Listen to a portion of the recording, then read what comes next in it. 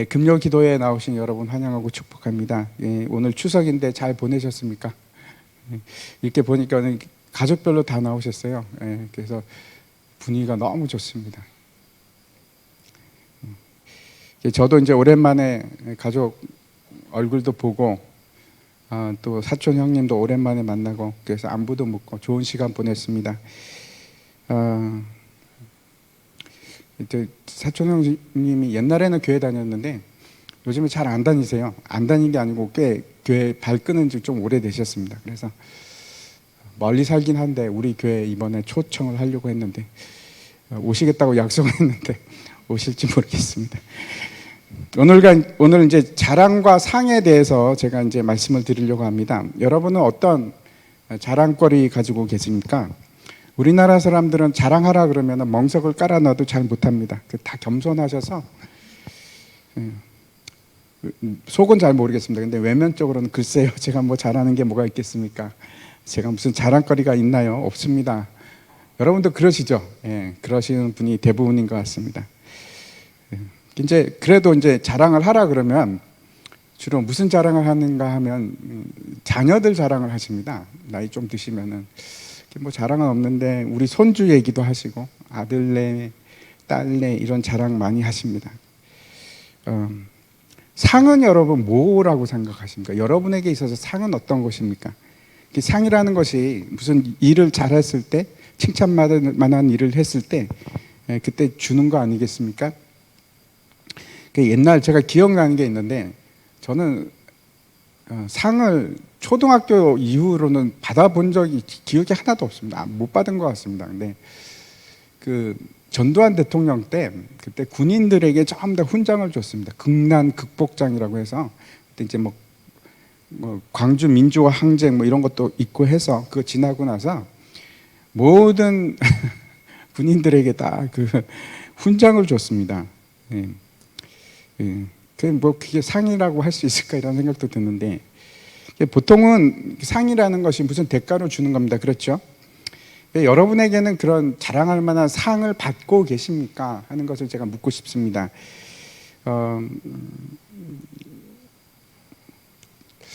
하나님께 저는 이러이러해서 하나님 상 좀 주십시오.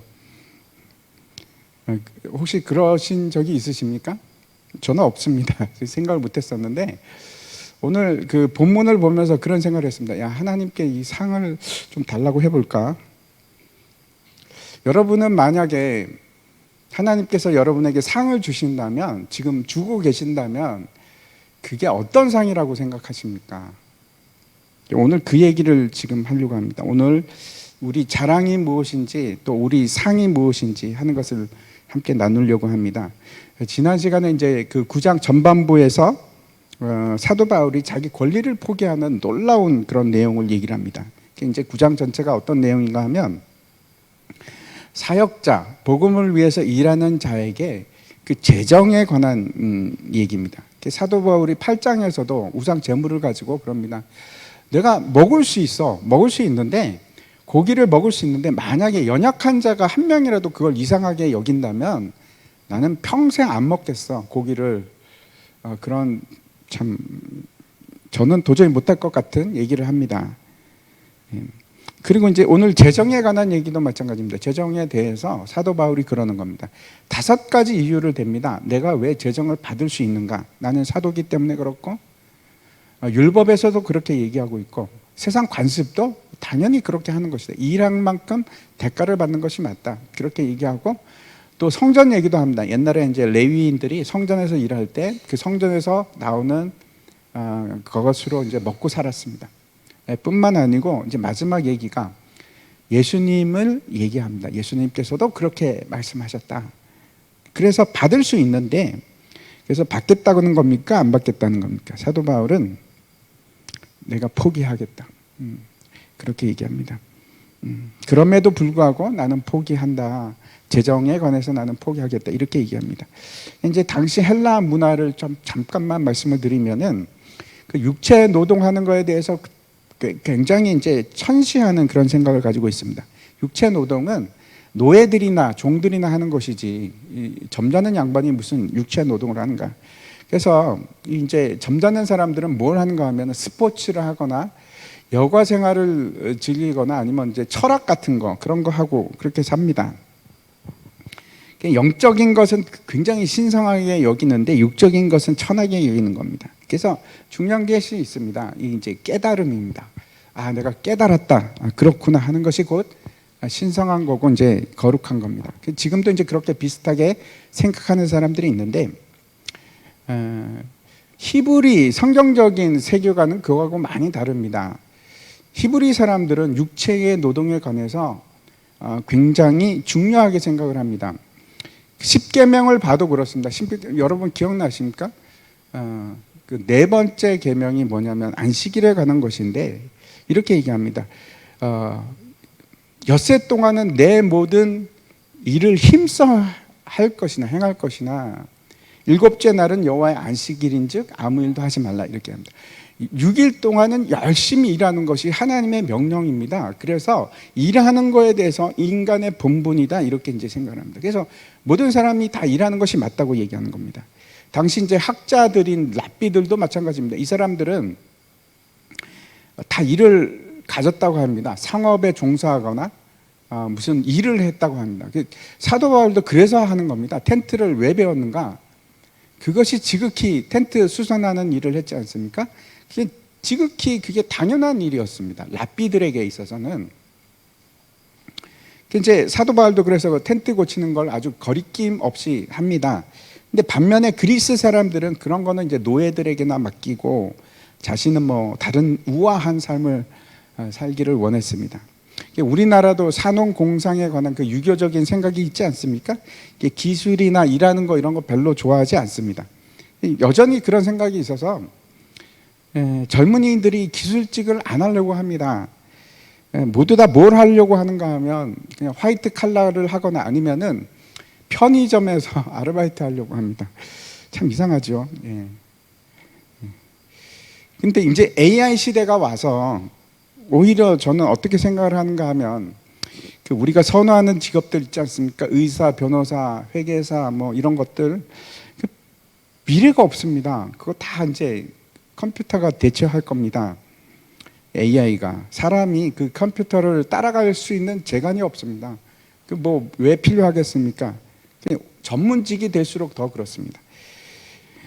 그런 건 다 컴퓨터가 할 수 있으니까. 그런데 오히려 사람의 손길이 가는 거, 섬세한 사람의 그 손길이 가는 거 이런 거는 훨씬 더 앞으로 유망하다고 생각합니다. 기술직, 사람 손으로 하는 거, 컴퓨터로 대체가 안 되는 거. 이제 그건 그렇고 다시 오늘 본문으로 돌아가서 사도 바울이 왜 자신은 마땅히 받아도 되는 그 재정을 포기하는가 거기에 대해서 9장에서 세 가지로 얘기를 하고 있습니다. 세 가지 이유를 얘기하는데 그 중에서 오늘은 그 첫 번째 얘기를 지금 함께 나누려고 합니다.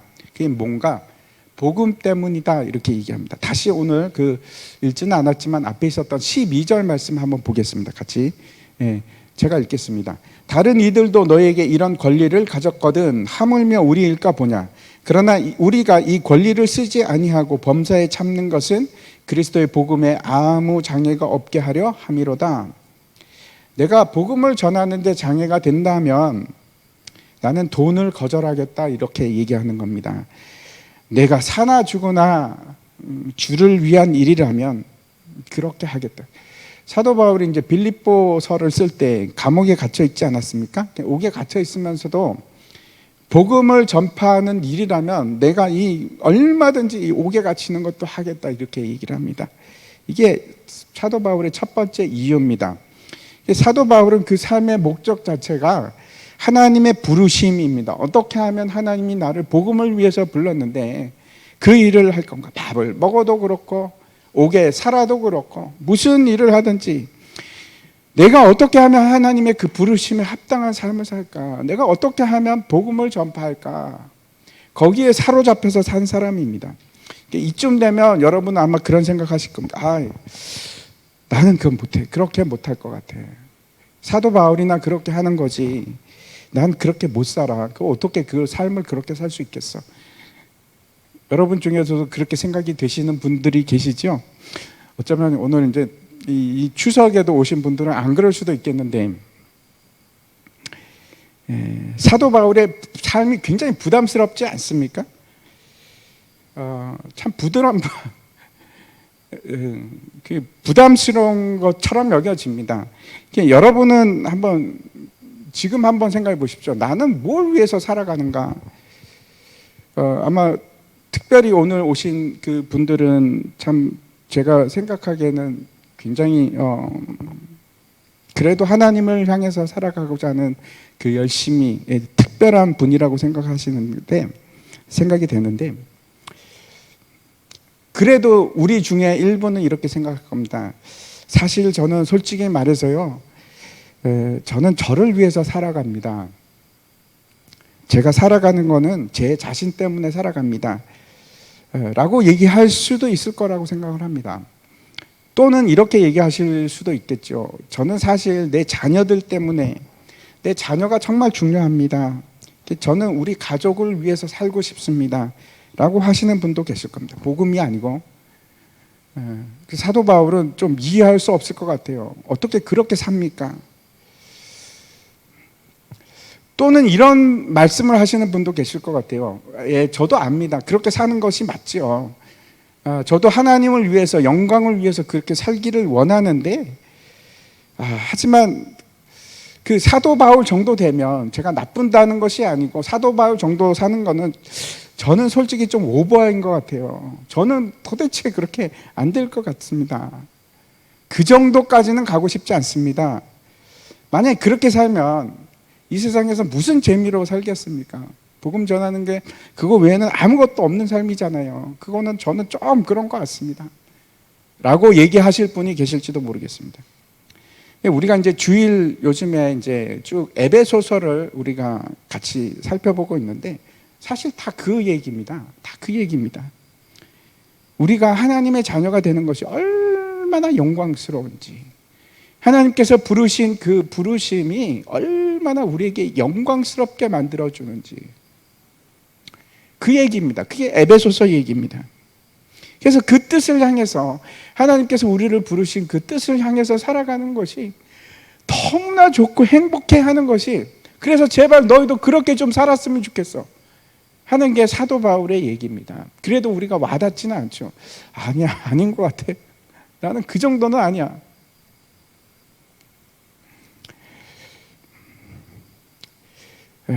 여기 계신 모든 분들이 만약에 정말 예수를 믿지 않았다면, 여러분 한번 생각해 보시오. 내가 예수를 믿지 않았으면 나는 어떤 모습일까? 지금 예수를 믿고 나서 한번 생각해 보십시오. 저는 여러분도 동일하게 저와 같은 생각을 하실 거라고 생각합니다. 내가 이 땅에서 살아가면서 제일 잘한 일 중에 하나는 예수 믿는 일이었어 라고, 그런 생각 안 드십니까? 다 드시리라고 저는 생각을 합니다. 물론 예수 믿고 어려움도 있고 힘든 일이 왜 없습니까? 그렇죠? 있지 않습니까? 그런데 놀라운 것은 그 어렵고 힘든 가운데서도 하나님께서 그걸 극복할 수 있는 더 큰 기쁨을 허락해 주시고, 그래서 지나가다 보면 그때는 힘들죠. 근데 지나고 나면, 야, 예수 믿는 것이 이런 기쁨과 감사가 있구나. 시간이 지나가면 지나갈수록 우리가 그걸 고백하게 되지 않습니까? 야, 예수 믿는 것이 훨씬 좋구나. 그래서 지금 다시 예수 믿지 않는 상태로 돌아가겠다고 하는 사람이 있을까요? 정말 예수 믿는 사람이라면 지금이 훨씬 좋다고 생각하지 않겠습니까? 당연히 그렇지 않습니까? 제가 말씀드리고 싶은 것은, 우리가 지금까지 지나온 일들은 잘 알고 있습니다. 그런데 통과했으니까. 그래서 우리가 그 죄의 종되었던 삶이 어떤 것이고, 그 세상의 종 노릇하면서 살았던 그때의 모습과 지금을 비교하면, 야, 지금은 정말 너무나 감사하지, 행복하지 라고 생각하지 않으십니까? 근데 제가 말씀드리는 것은 우리 앞에 열릴 미래의 모습도 마찬가지입니다. 우리가 지금은 경험이 없고 앞으로 다가올 일들이 어떻게 될지는 모르지만, 분명한 것은 하나님께서 우리를 설득하시고 또 설득하셔서 사도 바울과 같은 그런 목적을 가진 사람들로 만들어 가실 겁니다. 근데 그때가 됐을 때 우리가 그럴까요? 후회해. 이 삶은 아닌 것 같아. 라고 하실 것 같습니까? 지금까지의 과정을 경험으로 본다면 틀림없이 앞으로도 이게 더 좋은 삶이구나. 사도 바울이 괜히 그렇게 기뻐하고 괜히 행복한 척 한 것이 아니구나. 정말로 그렇게 기뻐했구나. 라고 여기지 않겠습니까? 우리가 보는 거는 사도 바울이 매를 맞고 돌을 맞고 감옥에 갇힌 것만 우리는 생각을 하지 않습니까? 그거는 너무 힘들어. 그건 못하겠습니다, 하나님. 라고 얘기를 하지만 지금까지의 경험을 봐서는 그렇게 된다고 할지라도 하나님께서는 틀림없이 그것보다 훨씬 더 큰 기쁨과 영광과 행복함을 우리에게 주시지 않겠습니까? 저는 성경 말씀을 믿습니다. 성경에서 그렇게 얘기를 합니다. 그게 훨씬 더 좋다고. 하나님의 뜻대로 사는 삶이, 하나님의 목적대로, 부르신 목적대로 사는 삶이 훨씬 더 좋다고. 저는 성경이 그렇게 쓰여 있으니까 믿습니다. 하나님께서 매일매일 조금씩 여러분과 저를 개조시켜 나갈 겁니다. 지금은 그런 생각이 안 드는데 사도 바울은 아니야. 나는 거기까지는 못 가. 라고 할지라도 하나님께서 바꿔가실 겁니다. 틀림없이 조금씩.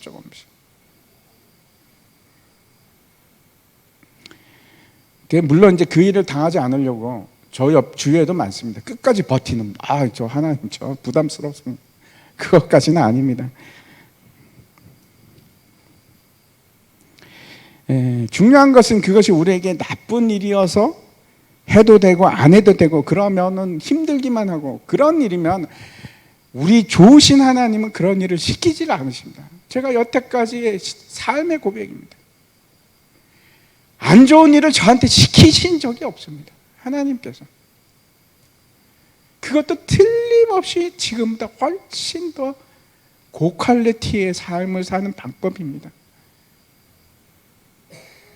분명합니다.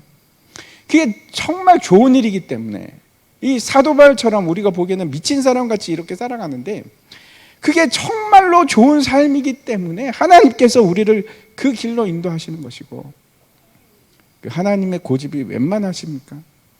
반드시 이루실 겁니다. 우리에게 가장 좋은 일이기 때문에 그렇게 하시는 겁니다. 에레미야서 29장에 보면은 같이 한번 읽겠습니다. 시작. 여호와의 말씀이니라 너희를 향한 나의 생각을 내가 아나니 평안이요 재앙이 아니니라 너희에게 미래와 희망을 주는 것이니라 라고 말씀하신 하나님께서 우리를 이 평안과 미래와 희망으로 우리를 데려가시는 길입니다. 그래서 두려워하지 마십시오. 나는 아니야 이렇게 생각하지 마십시오. 우리도 맞습니다. 사도 바울이 그렇게 특별한 인간이 아닙니다. 사도 바울이 그런 그 복음에 위한 삶이 불행했을까요? 기쁨이 없고 어렵고 힘들기만 한 삶이었을까요? 그러면 이 우리가 보고 있는 성경은 다 거짓말이죠. 그가 매를 맞고 환난을 당하고 세상 사람들 보기에 정말 힘든 삶만을 살았으면 그 제3자의 입장입니다. 그건 제3자의 입장이고 중요한 거는 자기 자신입니다. 자기 자신이 그 일을 당했던 사도 바울 자신이 뭐라고 고백을 하는가? 얼마나 기뻐합니까? 얼마나 감사해야 합니까? 여러분 혹시 사도 바울이 그런 척 흉내를 내셨다고 생각하십니까? 아니지요. 정말 그랬을 거라고 여러분도 믿으시죠? 옥에 갇혀있던 사도 바울이 빌립보서에서 이렇게 얘기합니다. 4장 10절부터 보면 제가 읽겠습니다. 내가 주 안에서 크게 기뻐함은 여기 옥에 있을 때입니다. 너희가 나를 생각하던 것이 이제 다시 싹이 남이니 너희가 또한 이를 위하여 생각은 하였으나 기회가 없었느니라. 내가 궁핍함으로 말하는 것이 아니라 어떠한 형편에서든지 나는 자족하기를 배웠노니 나는 비천에 처할 줄도 알고 풍부에 처할 줄도 알아. 모든 일 곧 배부름과 배고픔과 풍부와 궁핍에도 처할 줄 아는 일체의 비결을 배웠노라. 내게 능력 주시는 자 안에서 내가 모든 것을 할 수 있느니라. 그가 궁핍할 때나 부할 때나 풍부할 때나 왜 이런 얘기를 하겠습니까? 그가 혼자 있는 것이 아닙니다. 하나님과 동행하는 사람이었습니다. 그리고 그 하나님께서 모든 것을 감당하고 이길 수 있는 힘을 옆에서, 바로 옆에서 주시는 겁니다. 세상에 어떤 것보다도 좋고 귀한 것은 뭔가 하면 무엇을 소유해도 이것과는 비교할 수 없습니다. 하나님과 함께 있는 것, 바로 옆에 하나님이 계신 것. 아니, 그것보다 더 좋은 것이 뭐가 있겠습니까? 경험해 보시면 여러분도 아시지 않습니까? 하나님이 나와 함께 있는 거.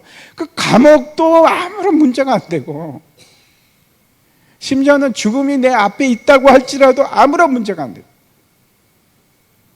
하나님과 함께 있으면. 그게 형통이고, 그게 놀라운 축복입니다. 비교할 수가 없습니다. 비교할 수가 없습니다. 여러분, 천국이 뭡니까? 사도 바울이 그걸 체험하고 그게 얼마나 좋았으면 그게 하나님 품에 안겨서 사는 겁니다. 하나님 품에 안겨서. 돈으로 비교할 수도 없고, 여러분, 좋은 여행, 보라카이를 가든 어디 괌을 가건 그런 거 하고 비교가 되겠습니까? 저도 이제 그 선교사였고 또 하여튼 정말 많은 나라를 가본 것 같습니다. 이제는 별로 가고 싶은 생각이 점점 없어집니다. 그게 다 그거고, 가도 똑같고. 그런 게 제일 좋겠습니까? 아니면 하나님과 동행하는 것이 좋겠습니까?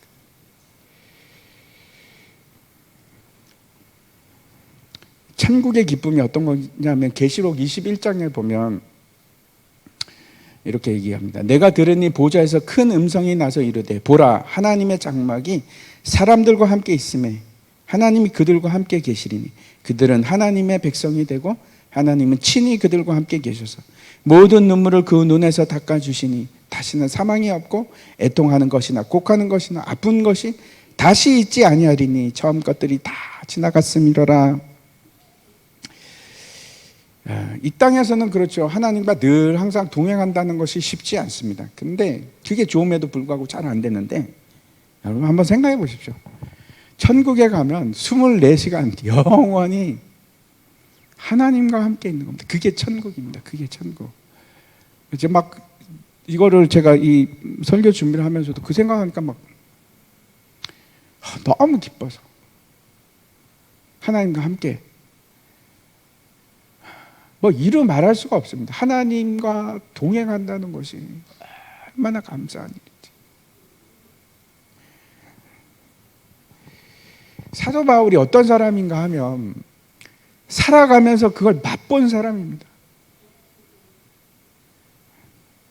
그래서 궁핍하거나 비천에 처하거나 풍부에 처하거나 상관이 없습니다. 하나님만 있으면 되니까. 그 삶이 여러분 불행하다고 생각하십니까? 그게 정말 찌질이도 비참하고 못 사는 삶이라고 생각하십니까? 아니면 돈을 억만금을 주어서라도 내가 그 삶을 살고 싶으십니까? 확신이 안 가시지요? 대답을 안 하시는 거 보니까 확신이 안 가시는가 본데.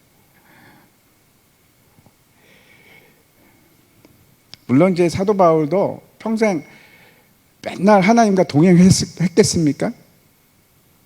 그렇지만 제가 보기에는 굉장히 자주 동행한 사람 같습니다.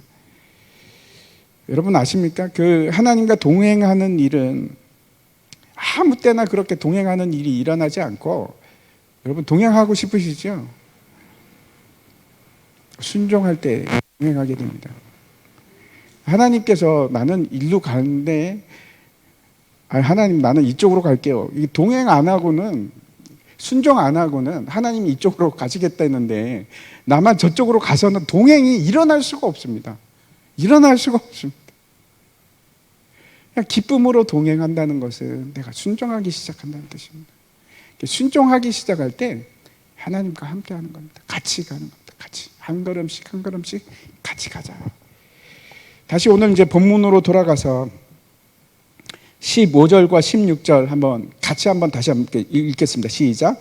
그러나 내가 이것을 하나도 쓰지 아니하였고 또 이 말을 쓰는 것은 내게 이같이 하여 달라는 것이 아니라 내가 차라리 죽을지언정 누구든지 내 자랑하는 것을 헛된 대로 돌리지 못하게 하리라. 내가 복음을 전할지라도 자랑할 것이 없으면 내가 부득불할 일이라. 만일 복음을 전하지 아니하면 내게 화가 있을 것이로다. 이 말씀을 보면은 15절에 잘 보십시오. 잘 보시면은 뭐라고 하는가 하면 사도 바울이 내 자랑하는 것을 헛된 대로 돌리지 못하게 하리라. 이게 무슨 얘기입니까? 사도 바울이 자랑할 것이 있습니까? 없습니까? 예, 있죠. 15절에 보면 있습니다. 그런데 다시 16절 보시면은 뭐라고 합니까? 내가 복음을 전할지라도 자랑할 것이 없으면 자랑할 것이 다시 없답니다. 이게 도대체 무슨 말인가? 그래서 사도 바울은 자랑할 것이 있다는 것입니까? 아니면 자랑할 것이 없다는 것입니까? 그러면 만약에 있다면 사도 바울이 지금 자랑하는 것은 도대체 뭘 자랑하겠다는 겁니까?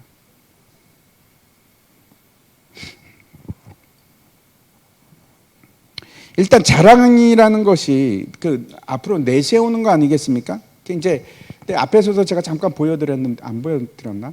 자랑이라는 것이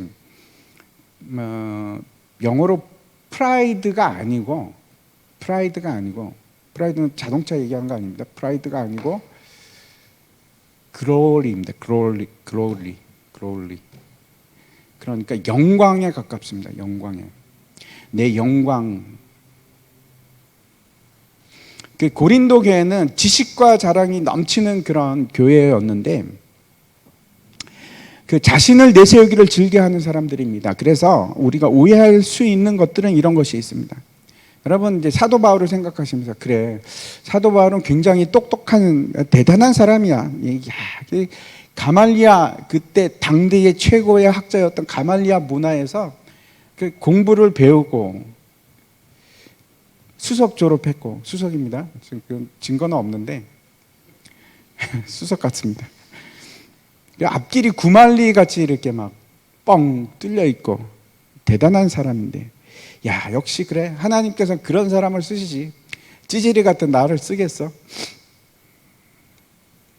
그런 생각이 이제 우리가 오해할 수 있는 것 중에 하나입니다.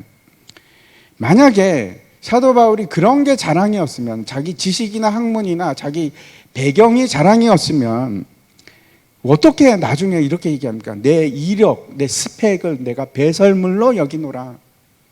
배설물은 아주 그냥 다 버리겠다는 거 아니겠습니까? 그게 자랑이 아닙니다. 그렇죠. 분명히 그거는 사도 바울의 자랑이 아닙니다. 역시 하나님께서는 쓸만한 사람을 쓰셔, 준비된 사람을 쓰셔. 이거는 아닙니다. 그런 것에 해당되지 않습니다. 그것이 자랑거리가 될 수도 없고 역사상으로도 그렇습니다. 하나님께서 그 복음 전파와 여러 가지 하나님의 일을 하실 때 똑똑한 사람이 많았습니까? 아니면 멍청한 사람이 많았습니까? 멍청한 사람이 당연히 그러니까 제가 죄송합니다. 이런 말 써서 죄송한데 별 볼 일 없는 사람이 많았습니까? 별 볼 일 없는 사람이 훨씬 더 많았습니다. 베드로 같은 사람이 훨씬 더 많았습니다. 왜 그렇습니까? 인구 비례로 보면 별 볼 일 없는 사람들이 훨씬 더 많으니까.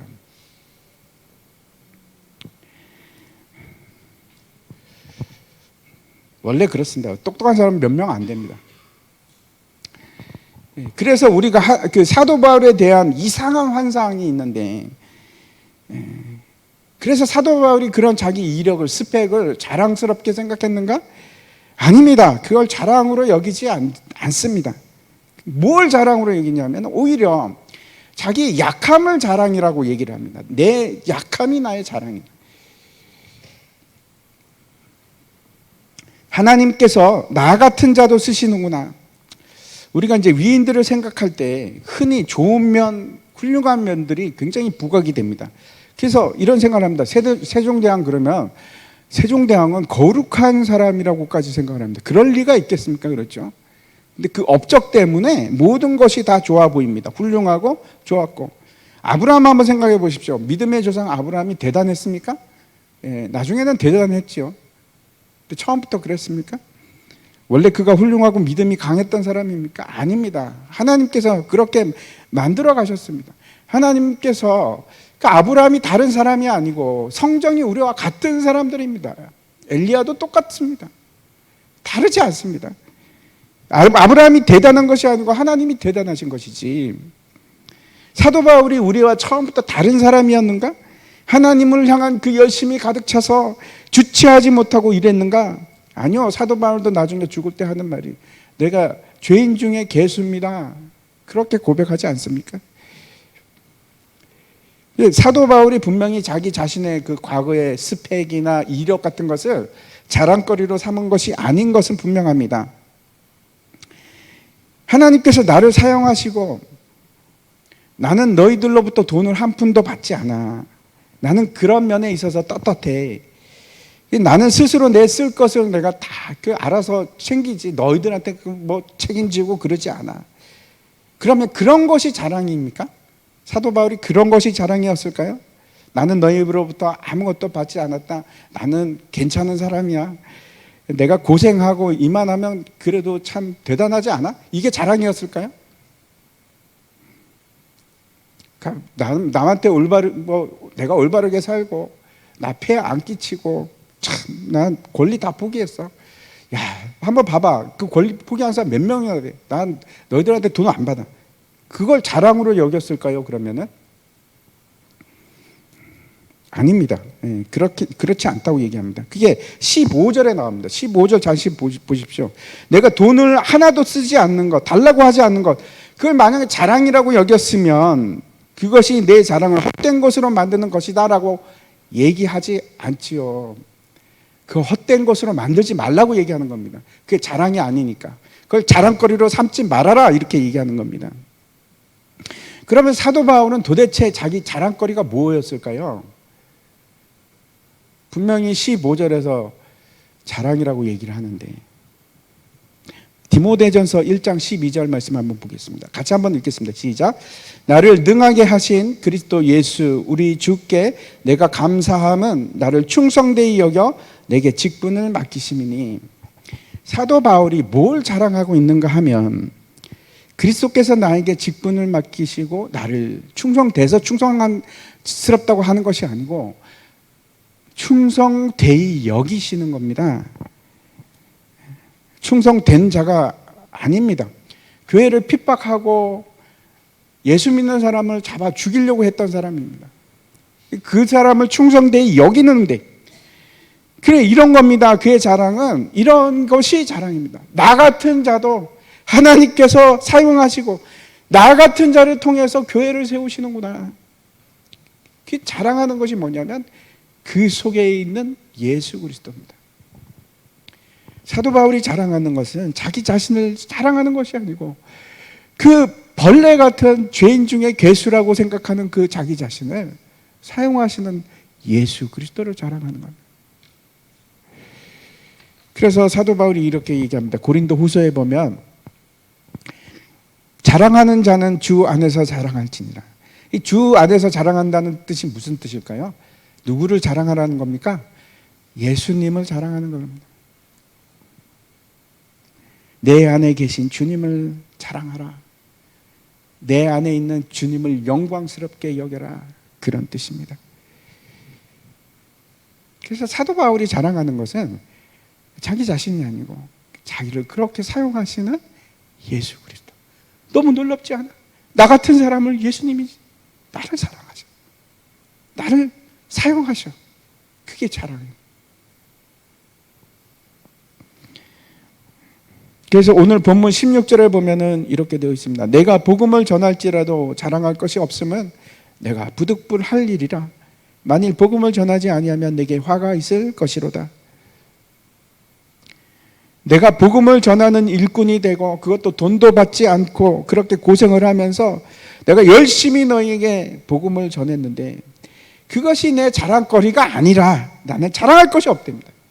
그런 일에 있어서 내가 자랑할 것이 하나도 없고 내가 일이 좋아서 내 적성에 맞아서 하는 것이 아니라 내 사명이기 때문에 한다고. 그래서 내가 자랑할 것이 없다고 얘기를 하는 겁니다. 그래서 뭐라고 합니까? 내 사명이기 때문에 내가 하지 않으면, 내가 불순종하면, 내 일에 불순종하면 나에게 화가 미칠 것이다. 그래서 이렇게 얘기하는 겁니다. 이건 내 자랑거리가 아니야. 내가 복음을 전하는 거, 내가 돈을 받지도 않고 너에게 그렇게 복음을 전하는 거는 내 자랑거리가 아니야. 마땅히 내가 해야 할 일이야. 이렇게 얘기하는 겁니다. 세상 사람들은 그렇죠. 적성에 맞아야지 일을 한다고 생각을 합니다. 다 재능이 있고 자기에게 맞는 일이 있고 그 일을 하면 행복할 것 같고 참 좋아. 그래서 사람들이 자신에 맞는 적성 테스트도 하고 그러니까 그 적성을 맞추기 위해서 얼마나 노력을 하는지 모르겠습니다. 우리 딸들 봐도 그렇습니다. 학교에서 막 그렇게 꿈이 뭐니 매년 물어보고 어떻게 압니까? 꿈이 뭔지를. 저 아이는 적성이 뭘까? 그리고 테스트하고 직업 박람회 가라 그러고 데리고 가고 막 보여주고. 그래서 자기 일을 찾을 수 있을까요? 자기 소명을 찾을 수 있을까요? 믿지 않는 사람들은 그렇게 생각을 할 겁니다. 그런데 우리도 그렇게 하는 것이 맞습니까? 그 프로테스탄트들, 청교도들은 어떻게 생각하냐면 모든 직업은 하나님의 소명이라고 여겼습니다. 하나님의 부르심, 콜링이라고 생각을 했습니다. 그래서 구두 닦기를 해도 하나님의 소명이고 부끄러울 것도 없습니다. 하나님 부르셨으니까. 그 자리로 나를 부르셨으니까. 어떤 사람은 그런 일로 부르시고 어떤 사람은 대통령으로 부르시고 차이가 없습니다. 하나님이 그 일을 나에게 맡기셨으니까 그 일을 하는 겁니다. 제가 목사가 될지 어떻게 알았겠습니까? 저는 이제 목사가 42살에 목사가 됐는데 그 전에 제가 꿈이라도 꿨겠습니까? 목사가 된다고? 제가 어릴 때부터 목사가 될 것 같아. 막 소명을 이제 직업으로 이 직업 그러지 않았습니다.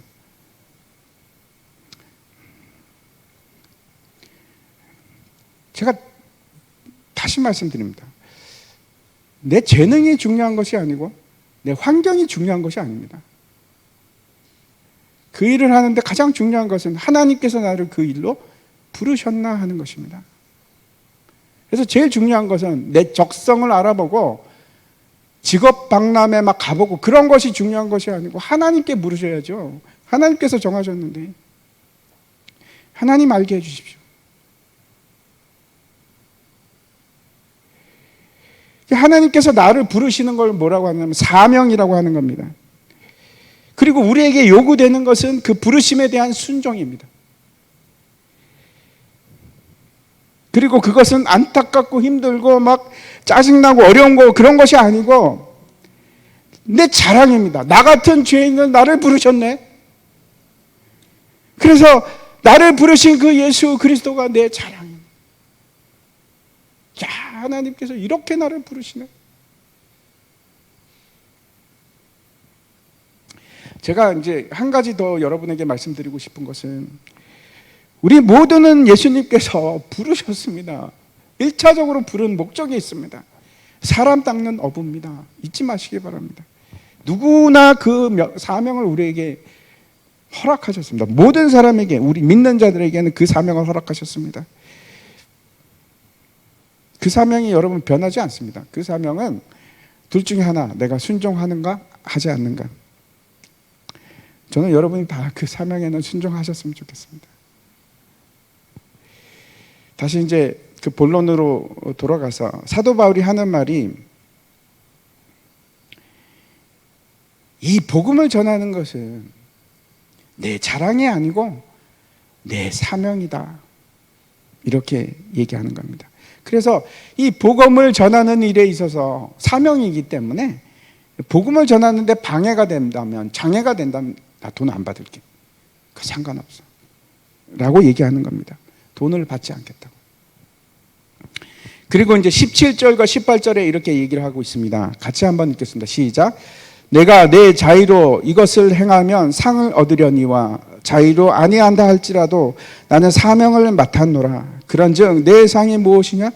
내가 복음을 전할 때에 값없이 전하고 복음으로 말미암아 내게 있는 권리를 다 쓰지 아니하는 이것이로다. 여기서 이제 사도 바울이 정말 놀라운 얘기를 하고 있습니다. 놓치기 쉬운데, 여기서 상이라는 것은 어떤 것인가 하면 수고에 대한 보상입니다. 그래서 어떤 단어에 훨씬 더 가까운가 하면 임금, 수고에 대한 값, 삭, 이 보상이라는 말이 그거와 더 가깝습니다. 이렇습니다. 내가 내 뜻에 의하면 자의적으로 행해서 복음을 전하는 것이라면, 내 뜻이라면 내가 당연히 보수를 받아야지, 보상을 받아야지, 당연히 보상을 받겠는데, 내가 원해서 하는 것이 아니라 시켜서, 하나님께서 나를 사명자로 세우셨기 때문에, 하나님께서 나를 그 일을 위해서 청지기로 세우셨기 때문에 그것은 내가 안 받아도 되는 것입니다. 안 받아도 된다는 겁니다. 지금 그거는 그러면 누가 해결을 해줘야 됩니까? 하나님께서. 그 보상에 대해서는, 그 상에 대해서는 너희가 안 해도 누가 한다는 겁니까? 하나님께서 하시는 거예요. 그게 내 상이라고 얘기하는데, 나는 복음을 전한다? 그리고 그 복음을 전할 때 값없이 전한 거면, 그게 내 상이다, 이렇게 얘기하는 겁니다. 이게 도대체 무슨 말인가? 돈을 받지 않은 것이 어떻게 보상이 될 수 있을까? 무슨 말씀인가 하면, 제가 앞에 말씀드렸듯이 너희가 주지 않아도, 내가 복음을 전하는데 너희가 그 일로 나에게 돈을 주지 않아도 하나님께서 그 값없이 전하게 했다면 누가 그 가운데서 역사하셨습니까? 누가 먹여 살리셨습니까? 복음을 전하는데 하나님께서 하셨죠. 그 하나님께서 나에게 그렇게 먹여 살리시고 나를 그렇게 행하도록 한 것이 나에게는 상이다, 이렇게 얘기하는 겁니다. 부족한 걸 다 채워준 것이, 그게 상이라고 얘기하는 겁니다. 그게 내 보수야. 그래서 나는 너희가 거리낌이 된다면 안 받겠어. 의심하지 마. 혹시 그런 겁니다. 이제 고린도 교회 사람들이, 야, 저 사람이 사도라 그러면서 헌금하면 성교비로 쓴다고 하고 가져가서 자기를 위해서 쓰는 거 아닌가? 의심하지 마. 나 안 받을게. 그럴 거면 나 안 받아도 괜찮아. 너희가 돈을 주지 않아도 나를 먹여 살리는 사람은 하나님께서 나를 청지기로 세우셨기 때문에 당연히 하나님께서 나를 책임지시고 그 삭슬 하나님께서 주시지 않겠어? 라고 지금 얘기하는 겁니다. 오늘 이제 우리 딸과 이런 말을 제가 나눴습니다. 우리 딸 얘기하면 굉장히 싫어하는데, 그래도 이제 얘기를 하면, 아빠가 이제 적어도 아빠는 내가 대학 졸업할 때까지는 아빠는 목사로 있었으면 좋겠어, 그러는 겁니다. 아마도 이제 우리 딸들 생각에는 아빠가 나이가 자기들보다 훨씬 많고 젊은 아빠가 아니라고 생각해서 그래서 나중에 이제 은퇴하면, 나중에 그만두면 다른 일을 하지 못할 거라는 그런 걱정이 있는 것 같습니다. 그래서 제가 이제 딸에게 그랬습니다. 딸아, 너 하나님 믿지?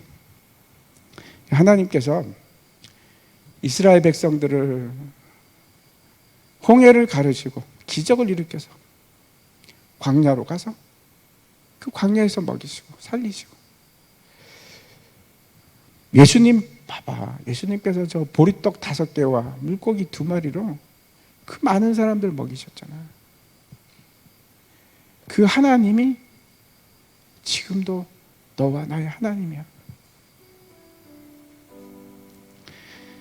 그래서 하나님 믿지? 하나님께 순종만 한다면 그 보상을 주셔, 삭슬 주셔, 먹여 살리셔. 걱정 안 해도 돼. 우리가 해야 될 게 그겁니다. 저거 걱정할 것이 아니고 내가 순종하는가 안 하는가.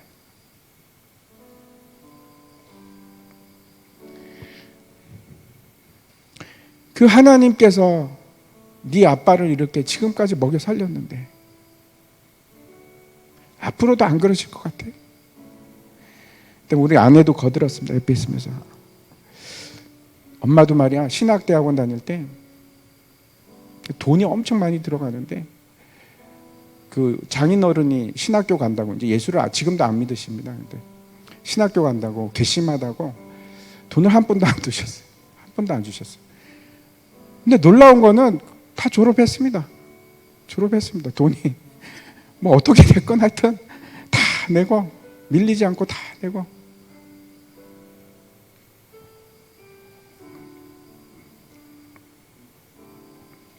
그 3년 동안 어려움 없이 하나님께서 지내게 하셨습니다. 저희 아버님께서 저에게 항상 하시는 일이 있습니다. 그 말씀하시는 것이 있었습니다. 지금은 뭐 말씀 안 하시지만 저희 집이 그 초등학교 때 아버님 사업이 망해갖고 그때부터 뭐 이루 말할 수 없이 힘들었습니다. 네, 그 가운데서도 제가 존경하는 게, 저희 아버님 참 존경하는 게, 저한테 항상 뭐라고 하시냐면, 야 정민아, 세상에서 가장 쉬운 일이 돈으로 되는 일이야. 돈으로 해결되는 것만큼 쉬운 일은 없어. 돈으로 되는 일로 걱정하지 마. 그거 아무것도 아니야. 지금까지 그 믿음으로 사십니다.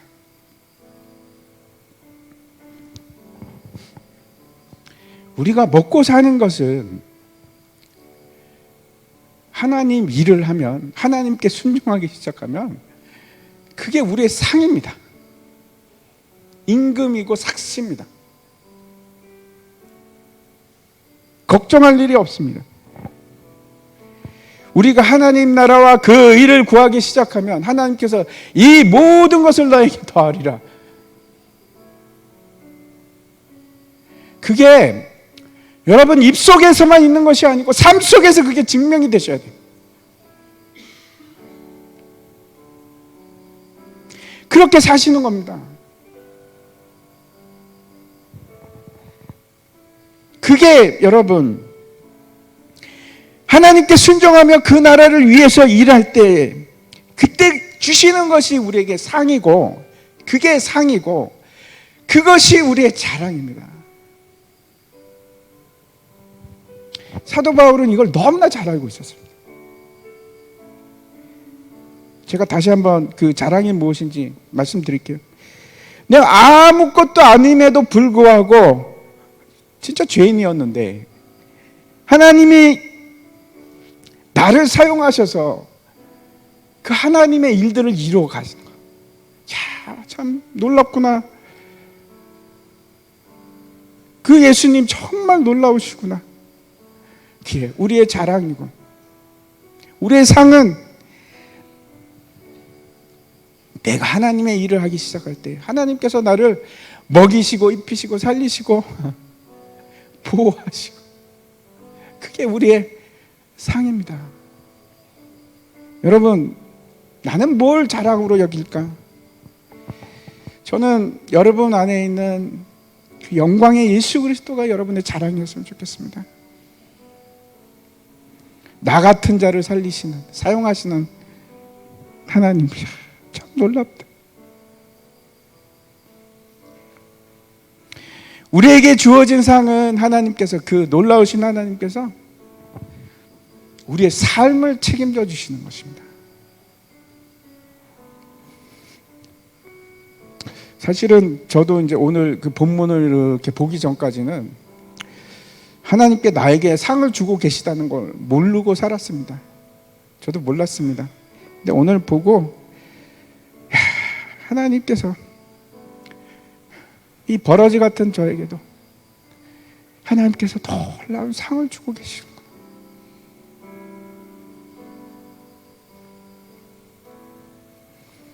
우리가 이제 걱정하는 것들이 다 미래에 관한 것들입니다. 내가 뭘 먹을까? 내가 뭘 입을까? 다 비슷할 겁니다. 우리가 걱정하는 것이 돈 걱정, 건강 걱정, 자녀 걱정. 나중에 내가 뭘 먹고 살아야 될 텐데, 내가 건강해야 될 텐데, 내 자녀들이 좀 더 잘 됐으면 좋겠는데. 세상 사람들은 다 그 걱정하고 삽니다. 하나도 예외 없이 다 그 걱정입니다. 그런데 예수 믿는 우리도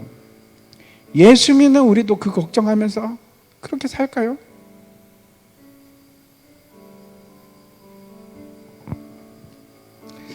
우리도 사람이라서 어쩔 수 없이 그런 걱정하면서 사는 것이 맞습니까? 아니면 우리 주님께, 그 영광의 주님, 자랑스러운 주님께 내 걱정, 염려 다 그냥 무거운 짐 다 맡겨드리고 주님이 주시는 상을 기대하면서 사는 것이 맞을까요? 분명한 것은 제가 말씀드릴 수 있습니다. 분명한 것은 우리가 염려하고 걱정하고 사는 삶보다 그 상으로 기뻐하고 즐거워하면서 기대하면서 살아가는 삶이 훨씬 더 좋은 삶입니다.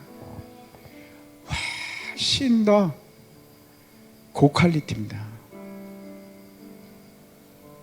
사도 바울은 그 삶을 살았습니다. 그래서 사도 바울은 끝까지 그 주어진 사명을 감당할 수 있었습니다.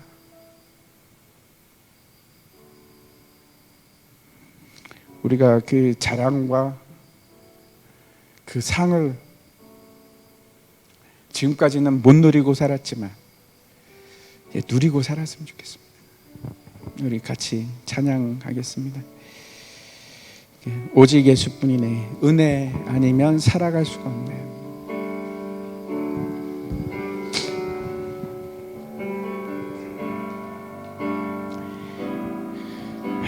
주님, 은혜 아니면 살 수가 없네.